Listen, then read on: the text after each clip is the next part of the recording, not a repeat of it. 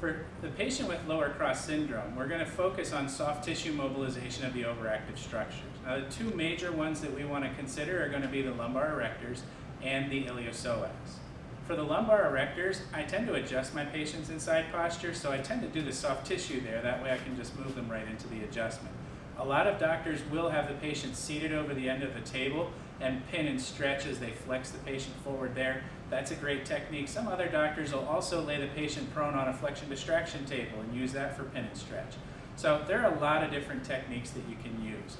The one that I use here, I'm going to bring the patient into a side posture position in order to allow me to control the pelvis in a way that creates the posterior tilt that's going to increase tension on the lumbar erectors.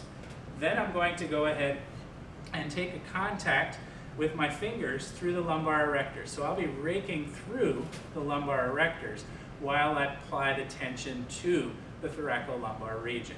I'm going to then use my superior hand in order to create flexion of the thoracolumbar region in order to further add to that tension.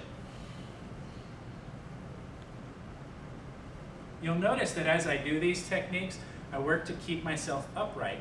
If you get too bent over, aside from laying on the table, it's going to put a lot of stress on your lumbar spine as well. You don't want to hurt yourself. And so we're going to go ahead and rake through these structures while trying to keep ourselves upright. And you'll notice I'm using my hip to create posterior pelvic tilt on him in order to increase that tension through the erectors. For the psoas, I'm going to have the patient flip over. I'm going to use my thigh to stabilize the sacrum. And then I'm going to flex the knee and extend the thigh while getting right on top of that psoas. So I'm going to come about an inch medial and an inch superior to the ASIS, stabilize on that sacrum, and then I'm going to pull that thigh into extension while I pin on the psoas proximally inside that ASIS. As you pull back, you'll feel that psoas pop underneath your fingers to create the tension. And then with each sweep, I'll move proximal into the abdominal wall in order to get more and more of that psoas.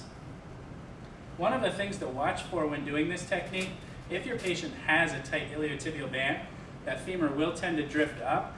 You may want to try and hold it in more of the sagittal plane as you bring that back.